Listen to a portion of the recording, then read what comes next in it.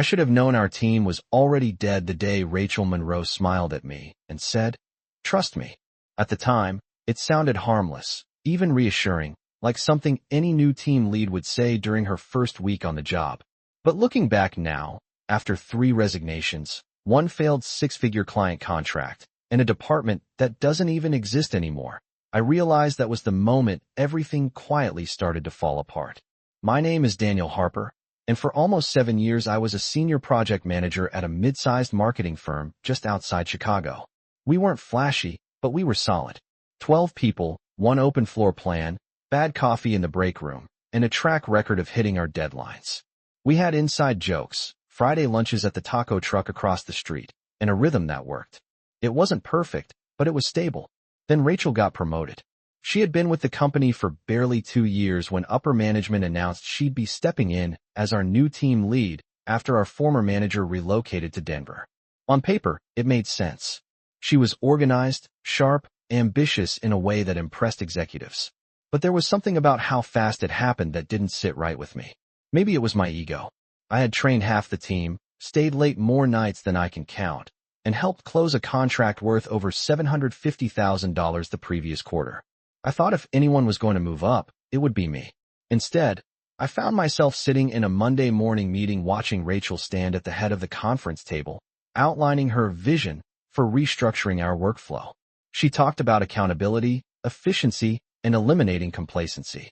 None of that sounded unreasonable. In fact, some of it made sense. But as she spoke, I noticed the way she avoided eye contact with me whenever she mentioned leadership gaps. It was subtle, the kind of thing you'd dismiss if you weren't already feeling defensive. That's the part one didn't admit to anyone at the time. I was defensive. I felt overlooked. And instead of dealing with that like an adult, I let it simmer. Over the next few weeks, small changes started stacking up. Rachel reorganized project assignments, shifting 2 of my long-term accounts to a newer associate named Tyler. She said it was about balancing opportunity, but it felt like a demotion without the paperwork. She introduced weekly performance check-ins that felt less like collaboration and more like interrogations. Slack channels multiplied. Private meetings became more frequent. The open, easygoing vibe we used to have slowly tightened into something formal and cautious. People started double-checking their emails before hitting send. Conversations stopped when someone unexpected walked by. I told myself it was just growing pains. Every new manager needs time to settle in. But then came the first real crack. During a client strategy call, Rachel interrupted me mid-sentence to correct a minor detail about projected ad spend. It was a difference of maybe 2%, something we could have clarified afterward. Instead, she corrected me in front of the client and then followed up with an email recap that subtly framed the adjustment as her intervention. It was professional, polished, and completely unnecessary. I remember staring at that email on my monitor, the glow of the screen reflecting off the glass walls of the conference room, and feeling something shift inside me. Not anger exactly, more like the beginning of distrust. That night, I stayed at the office until almost 8:30 p.m., long after most of the team had left. The building was quiet except for the hum of the HVAC system kicking on and off. I replayed the day in my head, convincing myself I was overreacting. But deep down, I knew this wasn't about a 2% projection. It was about territory, about control, and whether either of us was willing to share it. What I didn't understand then was that the tension between Rachel and me wasn't just personal. It was contagious. And in an office with 12 desks packed less than 3 feet apart, it doesn't take much for tension to spread. The next morning, Rachel called for a mandatory alignment meeting at 9 o'clock sharp, and the tone in the calendar invite alone told me this was not going to be casual. She had titled it Performance Realignment and Strategic Clarity, which sounded more like a corporate seminar than a team discussion. We gathered in the same glass conference room where we used to celebrate landing new clients with grocery store cupcakes and warm soda. This time nobody brought food. Rachel stood by the screen with a slide deck ready, remote in hand, posture straight, voice steady.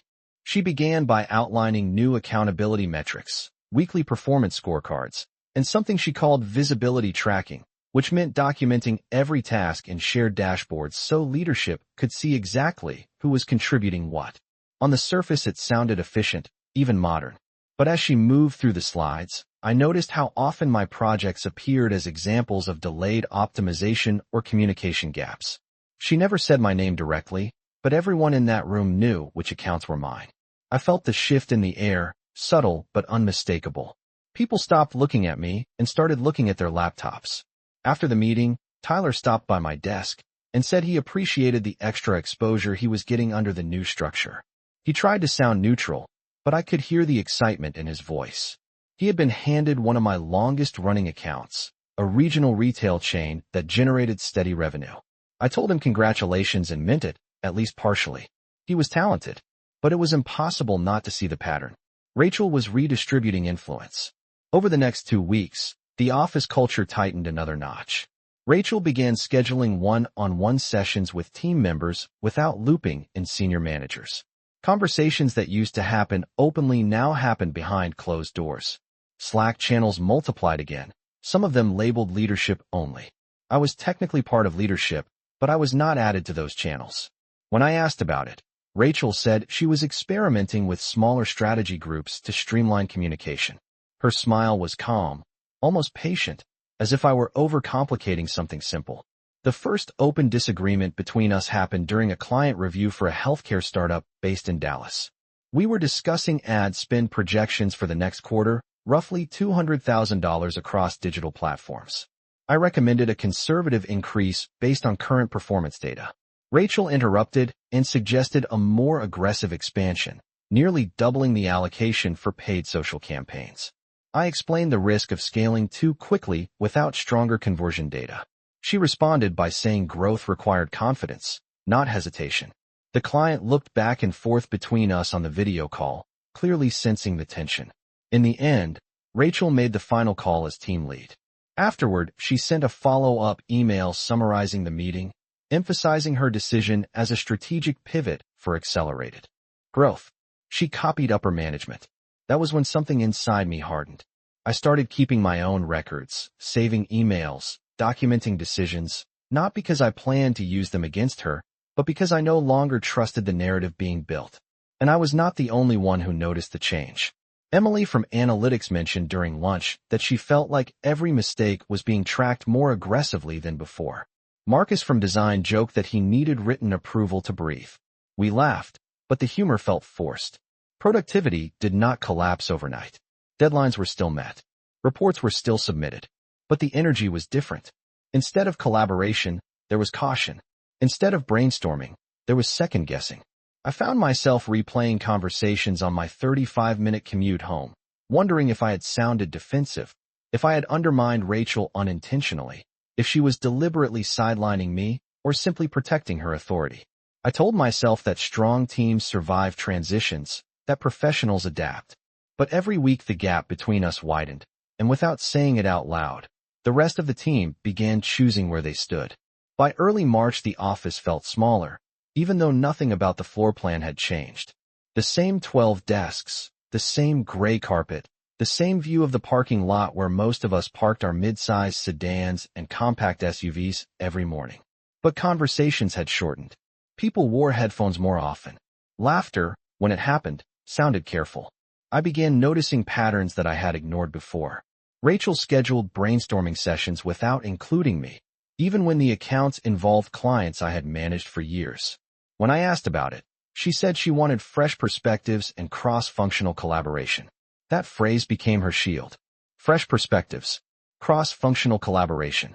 It sounded progressive, almost inspiring, but in practice it meant I was slowly being edged out of decisions I used to lead. One afternoon, I walked into the break room and heard my name stop mid-sentence. Emily and Marcus were standing by the coffee machine, voices low. When they saw me, Emily smiled too quickly and asked if I had finished reviewing the updated campaign metrics. It was an innocent question, but the energy in the room shifted. I realized then that whatever tension existed between Rachel and me was no longer contained to private meetings. It had become a quiet current running through the entire team. Later that week, Rachel introduced a new performance dashboard projected on the main screen during our Monday meeting. Each person's tasks were color-coded, green for on track, yellow for at risk, red for delayed. My name had 2 yellow markers. They were minor items, both still within acceptable timelines, but seeing them displayed publicly felt different. Rachel framed it as transparency. She said accountability drove excellence. No one argued. I did not either. I simply nodded and made a note to clear every outstanding task before the next meeting. That night, I stayed until almost 9 o'clock, reviewing client reports and tightening projections down to the decimal point. I told myself I was being proactive, but in reality, I was reacting to a narrative I felt forming around me. The following week, the healthcare startup client from Dallas requested a performance update. The aggressive expansion Rachel had approved had not delivered the immediate returns she predicted. Conversion rates were climbing, but not fast enough to justify the near doubling of spend. In the prep meeting, I suggested we present the data with measured optimism and propose a slight recalibration. Rachel disagreed. She wanted to double down, framing the slower start as part of a long-term scaling strategy. The room grew quiet. Tyler looked at his notebook. Emily stared at the analytics dashboard. I realized everyone was waiting to see whether I would push back again. And I did. I cited cost per acquisition figures, highlighted market saturation indicators, and explained the risk of eroding client trust if results did not stabilize within the next quarter. Rachel listened without interrupting this time, her expression neutral. Then she said, calmly, that leadership required conviction and that second-guessing every strategic move signaled instability to both clients and staff. It was not an outright accusation, but it felt close. After the meeting, she sent another recap email, carefully worded, positioning the decision as a unified team commitment to aggressive growth. Unified. That word lingered with me, because the truth was we were anything but unified. People had started choosing their alignment based on safety. Some gravitated toward Rachel's authority, attending her optional workshops and responding quickly to her messages even late in the evening. Others quietly asked me for advice in hallways or during quick walks to the parking lot, as if seeking reassurance that the old culture still existed somewhere beneath the surface. I tried to stay professional. I avoided complaining, but I also did not defend her the way I might have months earlier. And that silence, I would later understand, was its own kind of decision. By April, the division inside our team was no longer subtle. It showed up in seating choices during meetings, in who volunteered first when Rachel asked for input, in who waited to hear my opinion before speaking. The open floor plan that once felt collaborative now felt like a map of quiet alliances. On the left side, near the windows, Tyler and 2 junior associates had started gathering more often, leaning into Rachel's new systems, staying late to refine dashboards and update performance trackers. On the right side, closer to the hallway, Emily, Marcus, and I tended to talk in lower voices, focusing on execution rather than presentation. None of this was officially declared. There were no team announcements about sides, but you could feel it, like humidity in the air before a summer storm. The turning point came when the company secured a potential contract with a national fitness franchise based in Phoenix. It was not finalized yet, but if we landed it, the annual billing could exceed $1 million. Senior leadership made it clear this was a defining opportunity for our department. Rachel immediately positioned herself at the center of the pitch strategy. She scheduled daily planning sessions, sometimes as early as 8 in the morning, sometimes stretching past 6 in the evening.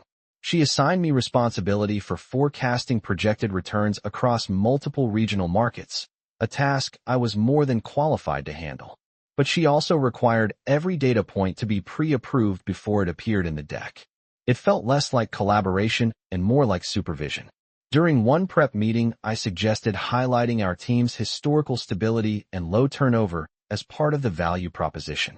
Rachel paused and said that what clients cared about most was innovation, not internal sentiment. The comment was subtle, but it landed heavily. Stability used to be our strength. Now it sounded outdated.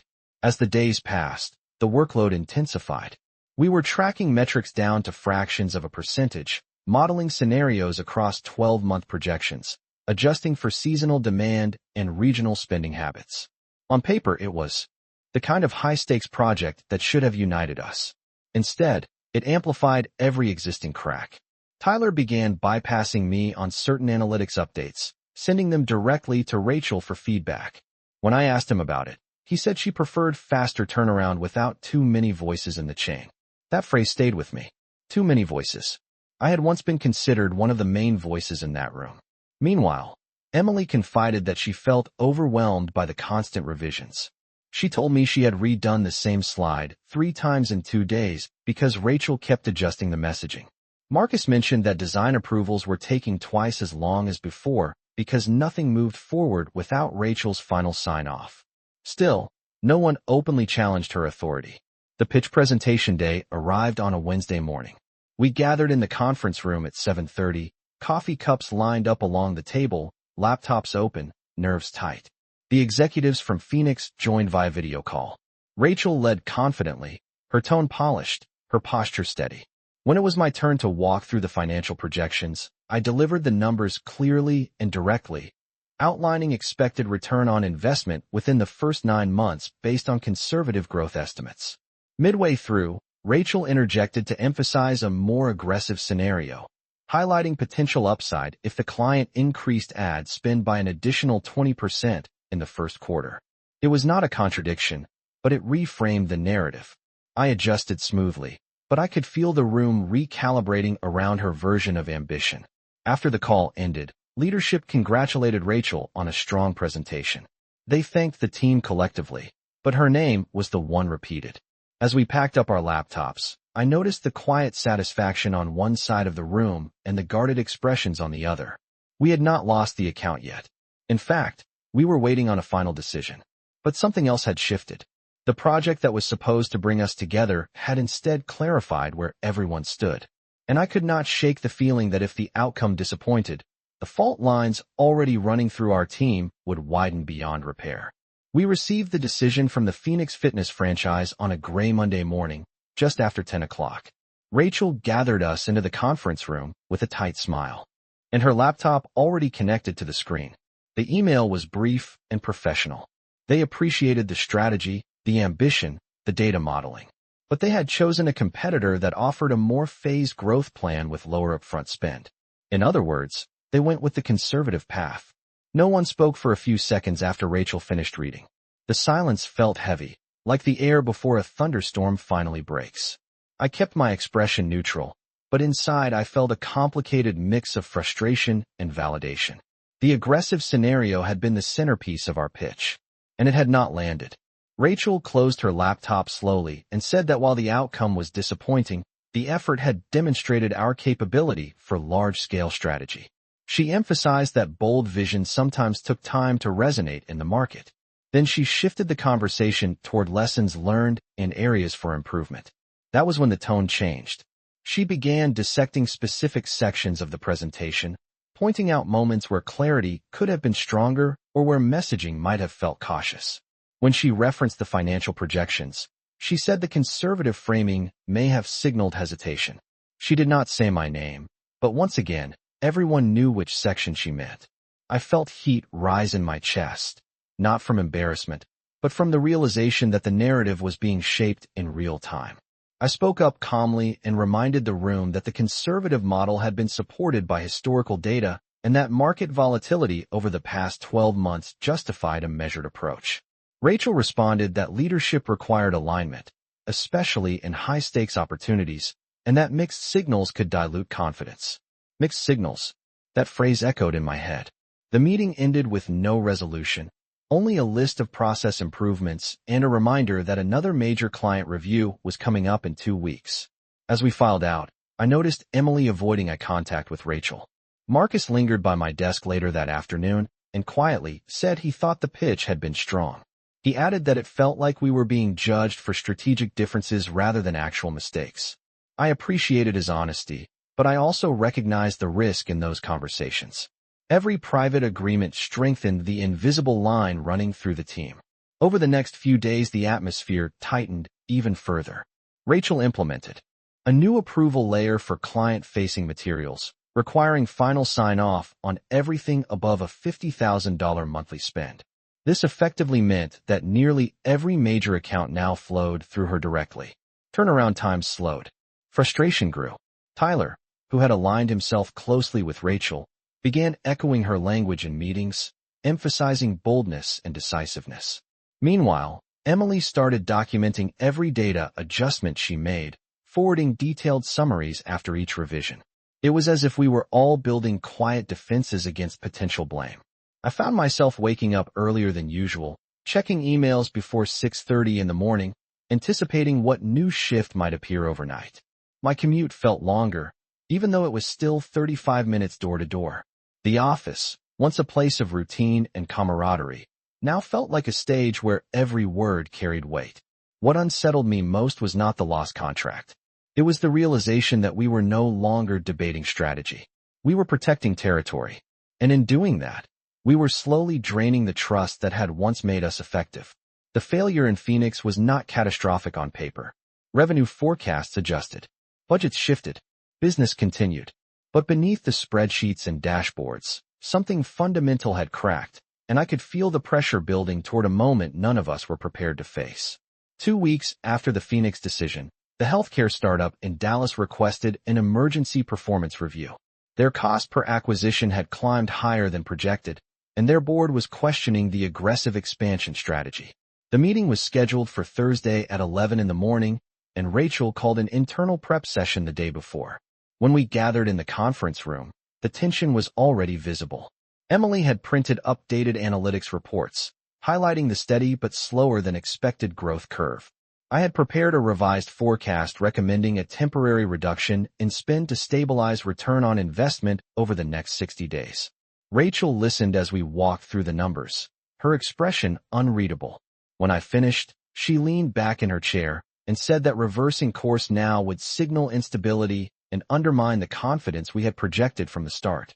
I responded that responsible strategy required adjustment when data changed. The room went quiet. Tyler shifted in his seat. Marcus stared at the table. Rachel's voice remained calm, but firmer than usual. She said that constant recalibration created confusion and that the team needed to present a unified direction. I felt something snap, not in anger, but in clarity. I told her that unity without agreement was not leadership, it was optics. The words hung in the air longer than I expected. For the first time, the disagreement was no longer subtle or wrapped in corporate language. It was direct. Rachel looked at me and said that if I could not support the strategy, perhaps I was not aligned with the direction of the department. The implication was unmistakable. The next day, during the client call, the tension followed us into the virtual room. Rachel opened with confidence, reiterating the long-term growth narrative. When it was my turn to present the updated metrics, I carefully explained the data trends and introduced the idea of a short-term optimization phase. Rachel interrupted, clarifying that the optimization would not reduce overall ambition but would refine targeting within the existing budget. It was a delicate reframing, but it changed the meaning. The client asked directly whether we believed the current spend level was sustainable. I answered honestly, saying that sustainability depended on near-term performance improvements and that a temporary adjustment could protect long-term returns. Rachel added that bold investments required patience and that early volatility was expected in high-growth campaigns. The client thanked us and said they would review internally. When the call ended, Rachel closed her laptop slowly and turned toward me. In front of the entire team, she said that conflicting signals in client conversations damaged credibility. She stated that internal disagreements should be resolved before facing stakeholders. Her tone was controlled, but the message was sharp. I responded that I had raised concerns in internal meetings and that ignoring data was a greater risk than acknowledging it. The exchange was brief, but it felt seismic. No one spoke. The office, usually filled with the low hum of keyboards and muted phone calls, seemed frozen. Later that afternoon, an email from the Dallas client arrived. They were pausing the campaign effective immediately to reassess budget allocation. It was not a full termination, but it was close. Revenue projections adjusted downward within hours. Senior leadership requested a formal review of the account management process. By the end of the day, rumors were circulating that the department's performance was under scrutiny. I drove home that evening with both hands tight on the steering wheel, replaying every word from the conference room. Part of me believed I had defended the integrity of the data. Another part knew that I had allowed the conflict to escalate in front of the team and the client. What had once been strategic tension had now become open division. And as much as I wanted to blame Rachel's rigidity, I could not ignore my own role in turning disagreement into confrontation.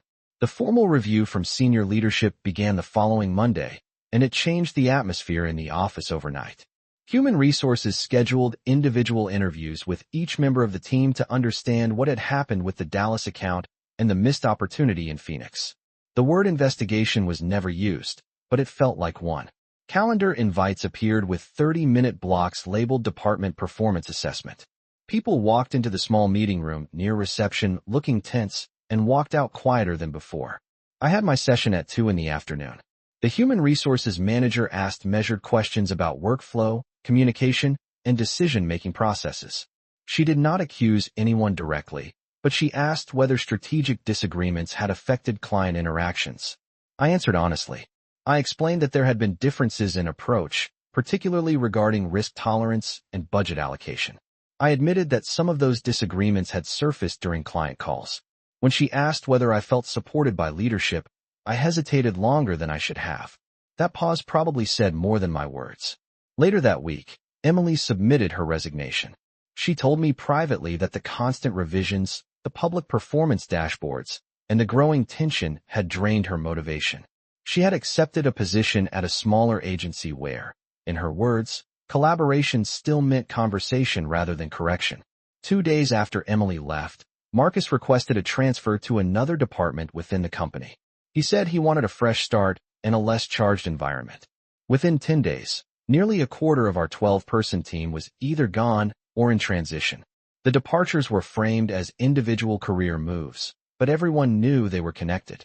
Productivity dropped immediately. Remaining team members absorbed extra accounts. Deadlines tightened.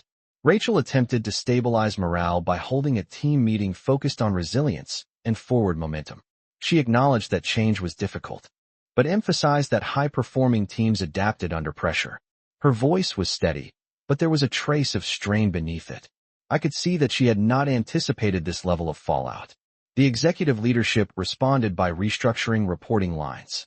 Rachel would now report directly to a senior director for closer oversight. I was reassigned to focus exclusively on 2 mid-level accounts rather than overseeing multiple strategic initiatives. It was not officially labeled a demotion, but the scope of my authority narrowed significantly. Tyler stepped into a more visible role, managing presentations that I once would have led. The open floor plan felt emptier, not just physically with 3 desks cleared out, but emotionally. The informal conversations had nearly disappeared. People arrived, completed their tasks, and left. There were no more Friday taco lunches. No more spontaneous brainstorming at someone's desk. Just structured meetings and careful emails. I began to recognize that the collapse had not come from one explosive moment. It had come from accumulation. Each correction, each public metric, each reframed email had added weight. And my resistance, however principled I believed it to be, had added weight too. I had chosen to challenge Rachel in front of the team and in front of clients rather than insisting on deeper private alignment first. She had chosen control over consensus. Together, we had created an environment where trust became optional. One afternoon, as I packed up to leave around 6:15, I glanced across the office at the empty desks where Emily and Marcus used to sit. The silence felt final. We still had projects. We still had clients. But the team we once were no longer existed. What remained was a department trying to function without the cohesion that had once made it strong, and I could not shake the realization that rebuilding something broken at its foundation is far harder than maintaining it in the first place. By early summer, the restructuring became official. Executive leadership announced that our department would be consolidated under a broader regional strategy group based in New York, and several roles would be reevaluated for alignment with long-term growth objectives. The language was polished, but the message was clear. The team, as we had known it, was finished. Rachel was reassigned to a strategic planning position that removed her from direct team management. It was presented as an opportunity to leverage her vision at a higher level, but it also removed her from day-to-day authority. I was called into a meeting with the Senior Director and Human Resources on a Tuesday afternoon at 3 o'clock. They explained that while my technical performance remained strong, my role would be adjusted to senior analyst rather than project manager. The explanation focused on streamlining leadership layers and reducing overlap in decision-making. I listened without interrupting, nodding at the appropriate moments, even as the weight of the title change settled in. After nearly 7 years of building accounts, mentoring junior staff, and leading client strategy, I was being repositioned into a narrower lane. It was not a termination. It was not even framed as disciplinary. But it felt like the closing of a chapter one had worked hard to write. Over the next few weeks, desks were reassigned, reporting lines redrawn, and long-standing workflows replaced with standardized templates from the New York office. Tyler relocated to a hybrid role supporting both regions, spending half his week traveling.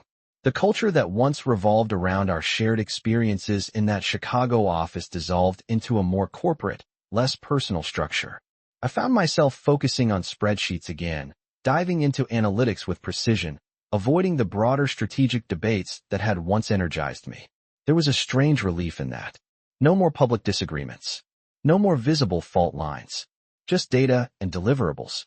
One evening, as I organized archive files on my computer, I came across an old photo from 2 years earlier. The entire team stood in front of the office building after closing a major contract, smiling, arms crossed confidently, the skyline behind us glowing in late afternoon light. Rachel was not in that photo. It was taken before her promotion, before the dashboards, before Phoenix and Dallas. Looking at it, I realized that the collapse had not been about a single decision or a single personality. It had been about pride, about unspoken resentment, about ambition colliding with insecurity. Rachel wanted to prove she deserved her promotion. I wanted to prove I had been overlooked. Neither of us said that out loud.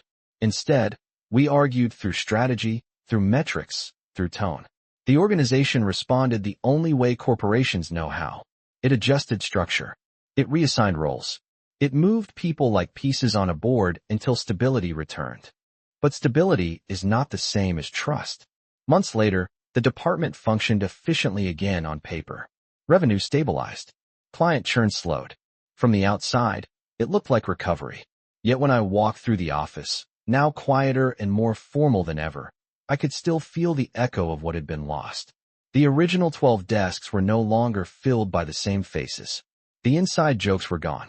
The easy collaboration had been replaced by scheduled alignment calls and standardized reporting. I had kept my job. Rachel had kept hers. The company had survived. But the team that once felt cohesive and resilient had been dismantled piece by piece. And as I sat at my desk one late afternoon, the hum of the air conditioning steady above me, I understood that rebuilding structure is easy compared to rebuilding trust. And once trust fractures under the pressure of ego and fear, no reorganization chart can truly restore what was broken. It has been almost a year since the restructuring, and on paper everything looks stable. The quarterly reports are consistent. Client retention sits within acceptable benchmarks. The regional strategy group sends polished updates every Monday morning at exactly 8 o'clock Central Time. If someone new walked into the office today, they would see a functioning department with clear processes and measurable goals. They would not see the slow fracture that happened before their arrival. I still sit at a desk near the right side of the floor, where Emily used to analyze campaign performance and Marcus used to sketch early design concepts on a digital tablet. Their names are no longer on the internal directory. Tyler now spends more time traveling than in the office. Rachel works 2 floors up in a glass corner workspace reserved for strategic planning sessions. We pass each other occasionally in the hallway. Our conversations are professional and brief. There is no hostility in our tone, but there is no warmth either. Just acknowledgement. I have had time to think about what actually happened, beyond missed projections and executive reviews. It would be easy to say that leadership failed or that ambition went unchecked. There is truth in that. But the more uncomfortable truth is that I allowed my disappointment to guide my behavior. When Rachel was promoted, I felt overlooked. Instead of confronting that feeling privately and directly, I wrapped it. In arguments about data and discipline, I told myself I was defending integrity.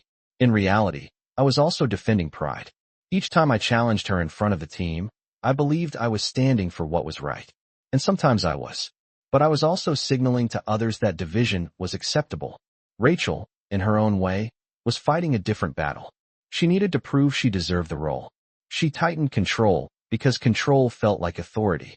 She emphasized boldness because hesitation looked like weakness. Neither of us admitted our fear. We dressed it up in strategy meetings and performance dashboards. The team absorbed that tension. People do not leave stable environments without reason. They leave when the emotional cost outweighs the paycheck.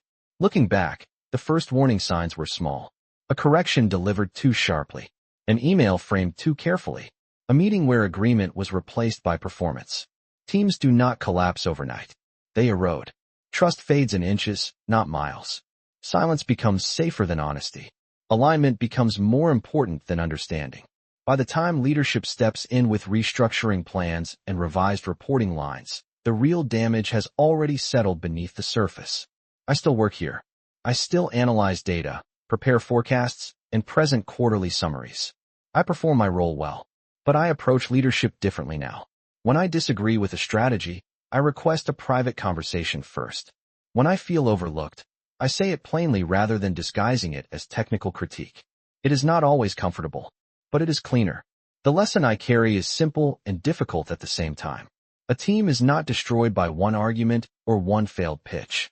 It is undone by unspoken resentment, by pride disguised as principle, and by leaders who forget that authority without trust is fragile. If I had seen that sooner, maybe the outcome would have been different. Or maybe it would not.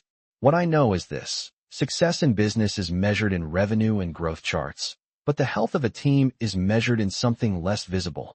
And once that invisible foundation begins to crack, no spreadsheet can repair it.